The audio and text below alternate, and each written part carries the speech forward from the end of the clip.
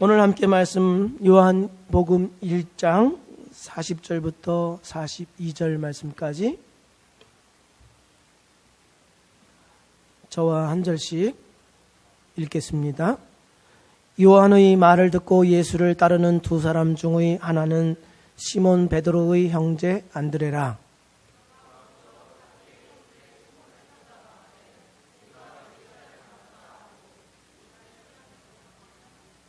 같이 데리고 예수께로 오니 예수께서 보시고 이르시되 내가 요한의 아들 시몬이니 장차 게바라 하리라 하시니라. 게바는 번역하면 베드로라. 아멘.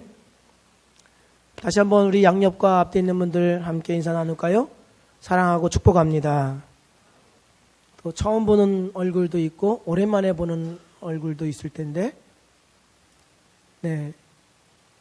우리 함께 예배드리게 됨을 참 감사하고 축복하면서 우리 뜨겁게 한번 격려의 박수 부탁드리겠습니다.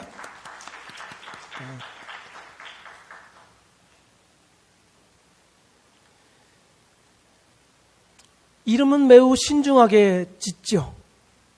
아무렇게나 함부로 짓지는 않습니다.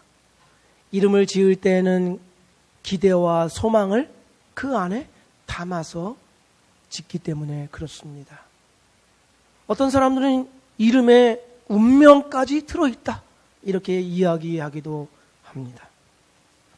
성경에 나오는 이름들 중에는 어떤 경우 그 시대적인 소명과 역사적인 사건과 관련해서 이름을 짓기도 합니다. 어느 때는 직접적으로 하나님께서 이름을 지어주기도 하십니다. 그를 통해서 앞으로 어떤 일을 하실 것인지에 대해서 암시하기 때문에 그렇기도 합니다. 하나님 자신이 또한 그렇습니다. 하나님이 자신의 이름을 여러 형태로 나타내 보이시죠. 그러면서 자신의 백성들을 위해서 어떤 일을 하실지 또 어떠한 방향으로 이끄실지에 대해서 하나님 당신님의 이름을 통해서 그것을 드러내십니다. 사람들도 역시 마찬가지입니다. 어떤 나라가 다른 한 나라를 정복하면 그 정복한 나라의 왕이나 귀족들의 이름을 바꿔버립니다. 만약에 이방인들이 저 이스라엘 백성을 점령했다 그러면 그 왕들이나 귀족들의 이름을 바꾸죠. 남유다의 왕 시드기야 이름이 그렇습니다. 우리가 알고 있는 다니엘과 세 친구의 이름도 바벨론에 가서 개명되지요. 이것들은 바로 피지배계급에 있다라는 사실을 드러내기 위한 것입니다. 그러면서 동시에 자신의 지배력과 문화와 사상을 강화시키려는 목적에서 이렇게 이름을 바꾸는 것입니다. 우리나라가 일제강점기에 있을 때 창씨개명 들어보셨죠? 그것을 생각하면 이러한 이름 짓는 이유가 이해가 될 것입니다. 그래서 이름은 매우 중요합니다. 오늘 주님께서 한 사람의 이름을 바꾸어 주신, 고쳐주시고 개명해 주신 사건이 나오지요. 예수님께서는 자신의 사역을 위해서 처음 네 제자를 부르십니다. 그 제자들의 이름은 빌립과 사도 요한 그리고 안드레와 그의 형제인 베드로입니다. 그들을 부르시는데 처음으로 안드레를 통하여서 베드로가 예수님을 만나는 사건이 오늘 본문에 나옵니다. 안드레는 자신이 만난 메시아 예수 그리스도를 자기의 형제 베드로에게 소개해 주기를 원했습니다. 그래서 샅샅이 살피면서 그의 형제 베드로를 찾아내서 예수님께 소개하고자 했다는 것이죠. 여러분 순복음서에 보니까 여러분이 VIP 올해 나의 VIP를 쓰지 않았더라고요. 안드레와 같은 마음이라고 한다면 써야 됩니다. 오늘 반드시 쓰십시오. 안드레가 자기의 형 베드로에게 예수님을 소개해 주죠. 그래서 첫 만남이 예수님과 이 자리에서 이루어지는데 오늘 본문 41절 42절에 보니까 이렇게 기록되어 있습니다. 그가 먼저 자기의 형제 시몬을 찾아 말하되 우리가 메시아를 만났다 하고, 메시아는 번역하면 그리스도라. 데리고 예수께로 오니 예수께서 보시고 이르시되 내가 요한의 아들 시몬이니 장차 게바라 하리라 하시니라. 개바는 번역하면 베드로라. 여기에서 시몬을 예수님께서 보셨다 이렇게 말씀하죠. 이 보셨다라는 말은 관찰하다, 자세하게 관찰하다, 주목하다, 음미하다 이런 뜻입니다. 예수님께서는 신적인 안목으로 시몬을 한눈에 그가 어떤 사람인지 꿰뚫어 알으셨다 이런 뜻입니다. 그러면서 뭐라고 이야기합니까? 시몬을 이제부터는 더 이상 시몬이라 부르지 아니하고 게바라 부르겠다 이렇게 말을 합니다. 게바라는 말은 반석이란 뜻입니다. 다른 말로 하자면 바위죠, 바위. 우리가 생각할 때 게바는 뭘로 생각이 됩니까? 바위 그러면 바위 덩어리 하나 큰 거 생각하겠지요. 그러나 사실 이 게바라는 말은 바위 덩어리가 아니라 바위산입니다. 바위로 된 산을 말하는 것입니다. 얼마나 바위가 큰지 산으로 되어 있어요. 시몬을 향하여서 네가 바위산이 되겠다 이렇게 이야기하는 겁니다. 사람들에게 야, 시몬을 너는 의지를 할 만해? 이렇게 물어보면 사람들이 아유 아니야. 시몬을 따르겠어? 아유 그럴 수는 없어. 시몬이 큰일 할 수 있을 것 같아? 아유 그렇진 않겠지. 이러한 사람이 시몬입니다. 그런데 주님께서 뭐라고 말씀하시냐면 사람들이 의지할 만한 사람도 아니고 따를 만한 사람도 아니고 큰일을 할 수 있는 기대할 만한 사람도 아닌데 그를 향하여서 이렇게 말하는 것입니다. 시몬아, 너는 이제 다른 사람이 너를 따르고 싶어하는 사람이 될 거야. 나는 여기 이렇게 기록되어 있습니다. 우리 청년들이 기대함으로 아멘 할 것입니다 했는데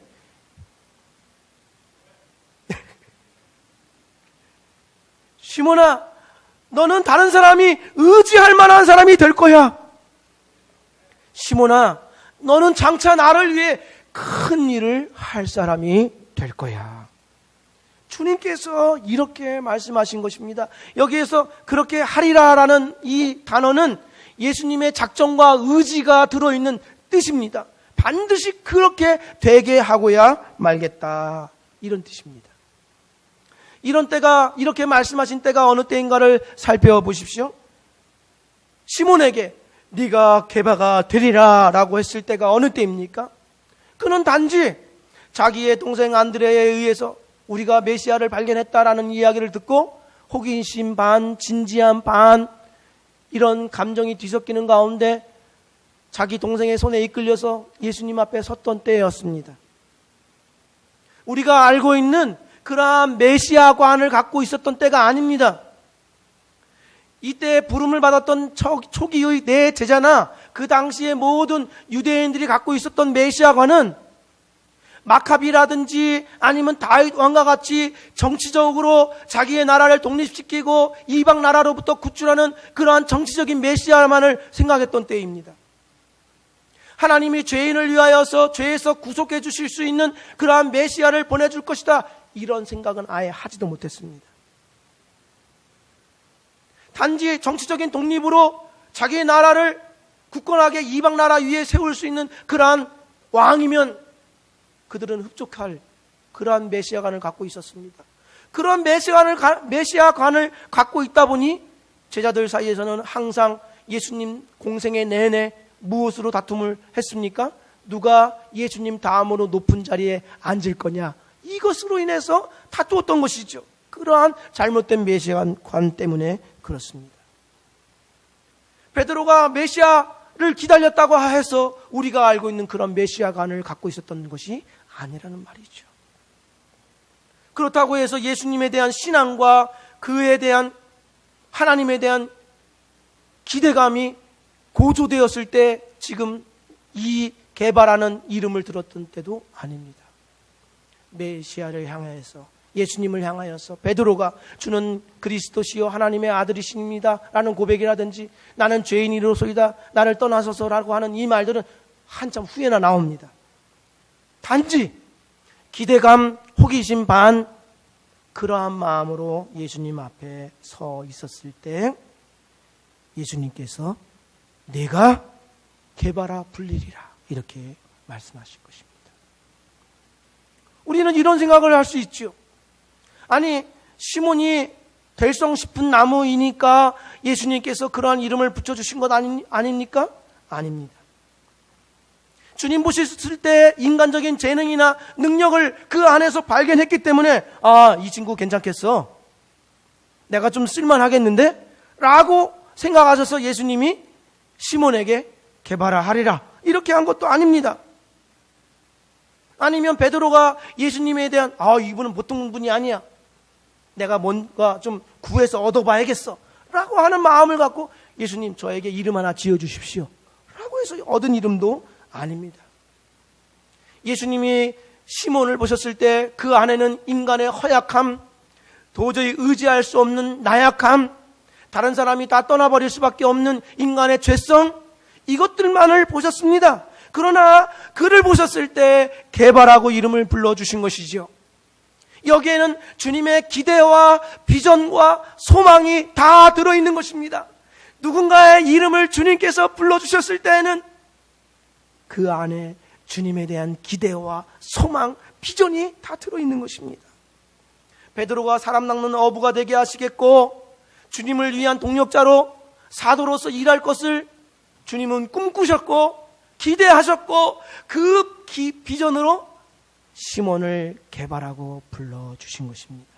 이것이 바로 베드로에게뿐만 아니라 오늘날 우리 신자에게 들려주시고 보여주신 하나님의 기적입니다. 우리가 알고 있다시피 베드로는 예수님 공생애 내내 따라다니면서 어떤 훌륭한 일을 한 것 없습니다. 그렇죠?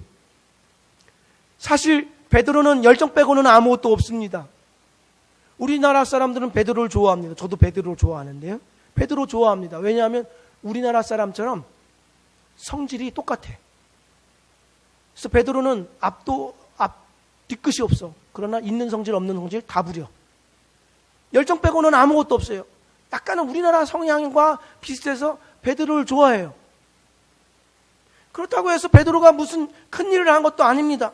늘 자리다툼으로 다른 제자들과 싸웠습니다. 그리고 호언장담하죠. 예수님을 죽기까지 따르겠다고, 오게까지도, 죽음에 이르기까지도 따르겠다고 했죠. 그런데 헛방이었죠. 뭐 특별한 일이 없습니다. 그럼에도 불구하고 예수님께 대하여서 그가 예수님의 부활 승천하신 이후에 어떻게 변했습니까? 시대에 있는 권력들과 시대의 정신을 반하면서 주님을 위해서 사도로서 일을 하고 주님과 동일한 방법으로 죽을 수 없다고 해서 거꾸로 십자가에서 죽게 되죠. 예수님이 말씀하시고 기대하신 그 삶을 살아갈 수 있게 된 것입니다. 자기를 부인하고 자기 십자가를 지고 예수님을 따라가는 삶이 되었던 것입니다. 예수님의 이름 불러주신 대로 산 것입니다. 하나님이 베드로처럼 우리의 이름을 불러주셨습니다. 에베소서 3장 14절부터 15절에 이렇게 기록되어 있죠.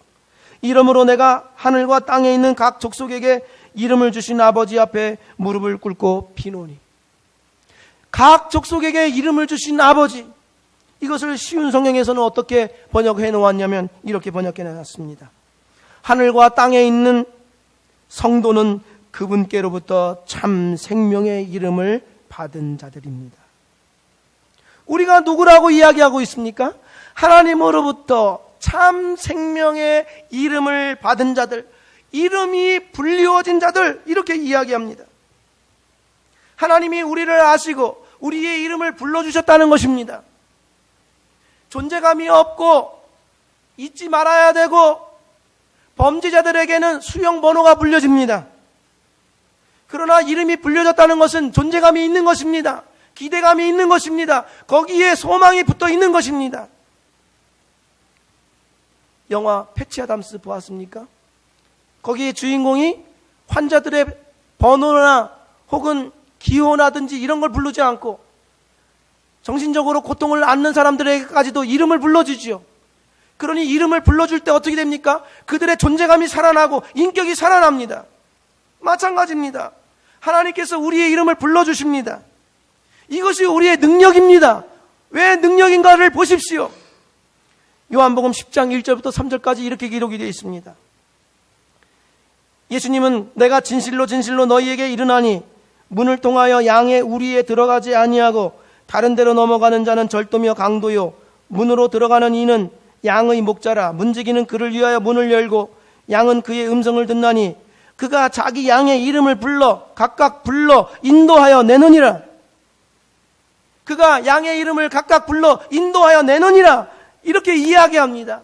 예수님과 우리와의 관계를 목자와 양의 관계로 비유하면서 그의 이름을 각각 불러 인도하여 내느니라. 이렇게 되어 있습니다. 이게 무슨 말입니까? 이름을 부르다는 것은 목자가 양에게 먹을 것을 줍니다. 목자가 주는 꼴을 양들은 먹습니다. 목자가 인도하는 그 물을 마시게 됩니다. 뿐만 아니라 목자는 양이 건강하고 건전하게 생활하도록 그를 인도해 갑니다. 더 나아가서 목자는 양을 보고 갑니다. 양을 항상 보고 갑니다. 목자가 보고 있지 않으면은 양은 맹수나 추위나 아니면 위험한 환경 속에 떨어질 수가 있습니다. 그러니까 목자는 양을 보면서 인도해 가지요. 먹을 것을 주고 양들을 운동시키고 그들을 보호합니다. 이름을 부르는 양들을 그렇게 하신다 하는 것이죠. 이것이 우리에게 능력이 되고 기적이 되는 것입니다. 그러면서 예수님께서는 이러한 비유에 결론적으로 말씀하셔서 하시듯이 요한복음 10장 28절 29절에 이렇게 말씀합니다. 내가 그들에게 영생을 주노니 영원히 멸망하지 아니할 것이요 또 그들을 내 손에서 빼앗을 자가 없느니라. 그들을 주신 내 아버지는 만물보다 크심에 아무도 아버지 손에서 빼앗을 수 없느니라. 우리에게 영생을 주기 위해서, 구원을 주시기 위해서 자기의 목숨을 버리신다는 것입니다. 이름을 부른 양을 위해서 자기 전체를 다 준다는 것입니다. 양의 이름을 부르고 선한 목자로 기꺼이 목숨을 주며 그 양들을 하나님의 울타리에서 빼앗을 자가 없도록 만들어 주겠다고 선언한 것입니다. 이것이 주님께서 우리의 이름을 불러주신 능력이요 기적이 되는 것이죠. 이것은 단지 우리에게 말하기를 우리가 죽어서 천당 간다 그런 수준만을 이야기하는 것이 아닙니다. 우리가 이 세상을 하나님의 백성으로 살아가는 동안 하나님의 주권적인 은혜와 철저한 동행 약속을 여기에서 하고 있는 것이죠. 이것이 성도라는 그리스도인이라는 신자라는 이름을 갖는 우리의 능력이 되는 것이죠. 다른 말로 하자면 이런 뜻입니다. 신자를 꺾어 쓰러뜨릴 것은 아무것도 없다 하는 것입니다. 신자를 절망의 나락으로 떨어뜨리게 할 것은 아무것도 없다 이런 뜻입니다. 왜냐하면 가장 강력한 저 원수의 무기 죽음까지도 주님께서 십자가에서 깨뜨리셨기 때문에 그렇습니다. 예수님의 십자가 죽음은 사망을 죽음에 이르게 하신 능력입니다. 그 이름을 받은 자들이 바로 우리입니다. 우리. 시몬을 보십시오. 시몬이 나중에 헛방 짓다고 그랬죠. 헛방. 예수님을 죽기까지 따른다고 했는데 미리 아시죠. 예수님께서 십자가에 죽으실 것을 베드로에게 말씀하시면서 이렇게 베드로에게 말씀하십니다. 시몬아 시몬아 보라 사탄이 너희를 밀가부로 하려고 요구하였으나 그러나 내가 너를 위하여 내 믿음이 떨어지지 않기를 기도하였노니 너는 돌이킨 후에 내 형제를 굳게 하라. 베드로는 자기가 위협되는 상황에서 예수님을 부인했습니다. 그러나 주님은 그걸 아셨습니다. 그럼에도 불구하고 뭐라고 말씀하십니까? 그걸 위해서 자기의 목숨을 내놓겠다고 이야기하십니다. 버림받는 일은 없습니다. 주님의 손에서 놓여지는 일은 없습니다. 그리고 나서 베드로는 십자가의 길을 따라가면서 주님을 위해 큰 일을 이루시죠. 이것을 우리에게 약속하시고 이것을 우리에게 보증하시기 위해 신자 성도라는 이름을 주신 것입니다. 우리가 이러한 자들이에요. 우리가 이러한 자들. 그런데 우리가 하나님께로부터 받은 이 놀라운 이름과는 상관없이 우리 스스로가 절망의 영에, 무기력의 영에 사로잡혀 있는 듯하게 보입니다. 아니면 신자라는 이름뿐만 있고 이름과는 상관없이 그저 우리가 받은 능력은 온데간데 없는 것처럼 그렇게 살아가는 사람들이 너무나도 많이 있습니다. 지난해 비영리 단체인 민간연구소 희망제작소에서 각 연령층에 대한 설문조사를 했습니다. 각 연령층에서 30대가 가장 비관적인 연령으로 드러났다 하는 것이죠. 여기도 30대가 있는데 30대가 가장 절망적인 집단 우울증에 걸린 것처럼 여겨졌다. 이렇게 보고를 했습니다. 왜 그런 거냐면 현재의 만족도라든지 정신건강, 신체건강, 아니면 경제력, 아니면 개인이나 사회나 국가나 전 세계에 대한 어떤 희망 정도가 30대에서 가장 낮았다. 이렇게 보고를 합니다. 그러면서 젊은이들 사이에서 인생에 가장 큰 영향을 미치는 중요한 요소가 부모의 경제력이다. 이렇게 얘기를 했습니다. 부모의 경제력이 뒷받침되지 않으면 노력을 해도 원하는 것을 얻을 수 없다고 젊은이들 사이에서 그렇게 생각하고 그러한 생각이 확산되어 있다라고 하는 것이 이 설문조사의 결론이고 진단이었습니다. 부모의 경제력에 따라 자기의 인생을 살 수도 있고 살 수 없기도 하다. 이런 뜻이죠. 이거는 거짓말이 어디에 있습니까? 세상 사람들은 그럴 수 있습니다.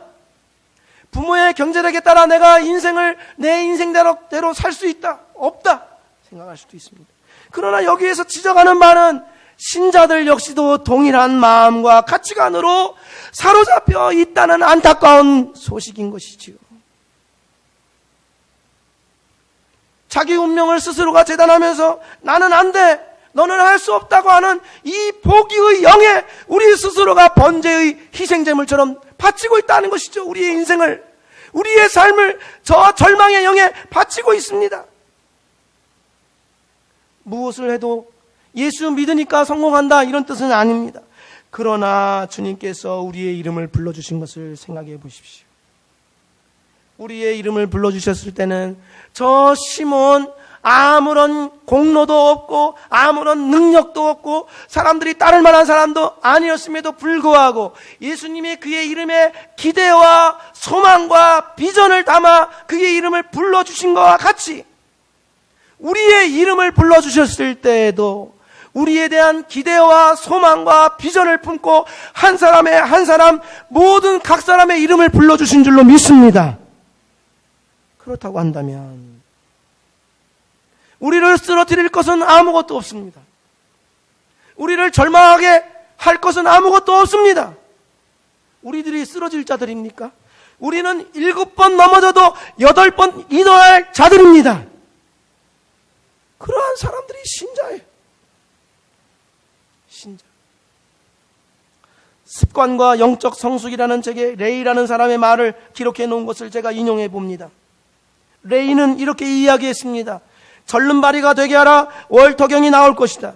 감옥에 넣어보라. 존 버년이 될 것이다. 포탄이 떨어지는 골짜기에 놓아두라. 조지 워싱턴이 나올 것이다.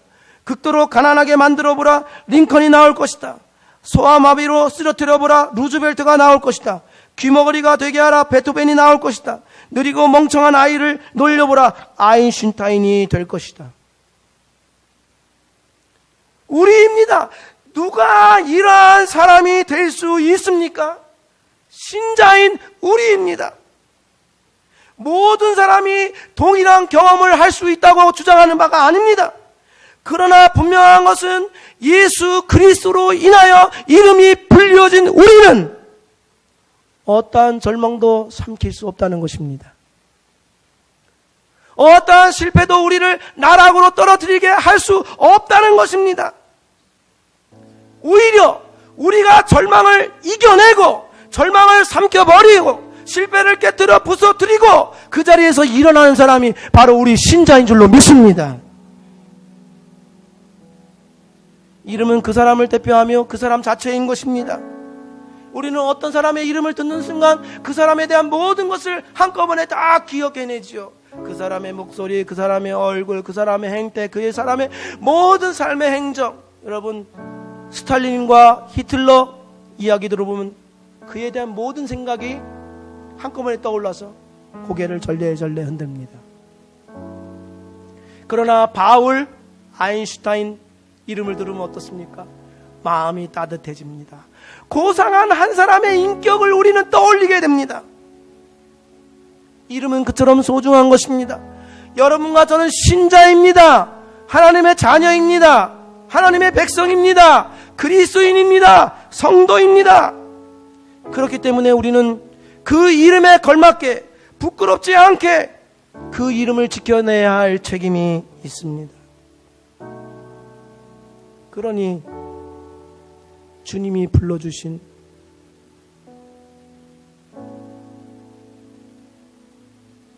여러분의 이름답게 일어나십시오. 절망은 우리와 친구가 될 수 없습니다. 가까이 지낼 수도 없는 사이입니다. 그리스도인 신자는 절망을 삼키고 실패를 삼켜버린 자들입니다. 왜 그렇습니까? 우리가 섬기는 주님께서 사망을 이기신 분이기 때문에 그렇습니다. 그 대가로 신자라는 그리스도인이라는 이름을 얻었습니다. 우리는 하나님의 기대를 한 몸에 받고 사는 자들입니다. 그러니 실패의 자리에서 일어나십시오. 절망의 자리에서 일어나십시오. 주님을 위해서 이렇게 살 수 없다고 구하십시오. 하나님, 주님이 기대하시는 바대로 주님의 뜻에 맞게 살 수 있도록 나에게도 은혜를 베풀어 주시옵소서.